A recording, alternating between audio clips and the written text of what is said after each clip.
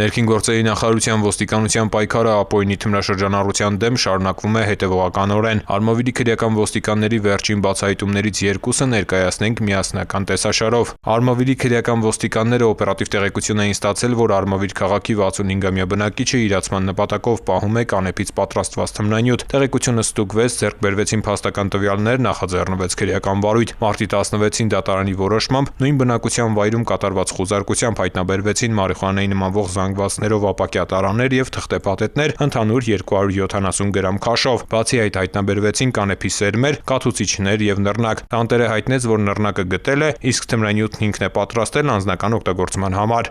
Մարտի 18-ին էլ Արմավիրի քրեական ոստիկանները ստացան նմանատիպ տեղեկություն։ Նույն օրը ժամը 15:45-ին Երևան-Էջմիածին ճանապարհին ձերբակալվեցին Շահումյան գյուղի եւ Աղարշապատ քաղաքի 64-ամյա երկու բնակիչ։ 5 րոպե անց Երևան-Արմավիր ճանապարհին ձերբակալվեցին Հացիկ գյուղի 52-ամյա եւ Արմավիր քաղաքի 71-ամյա բնակիչներ։ Երկու մեքենաները տեղափոխվեցին պահպանվող հատուկ տարածք եւ կնիկվեցին։ Առաջին մեքենայի վարորդի եւ երկրորդ մեքենայի ուղևորի մոտ հայտնաբերվեցին դեղնականաչավուն զանգված եւ Սուբուտեքսի նմանվող կեսհաբ։ Շահումյան գյուղի բնակիչ 64-ամյա տղամարդը խոստովանեց, որ ձերբակալվելուց առաջ 25000 դրամով Սուբուտեքս էր իրացրել վարորդին։ Պարզվեց նաեւ, որ նույն Սուբուտեքսը նրան էր իրացրել Հացիկ գյուղի բնակիչ 52-ամյա տղամարդը։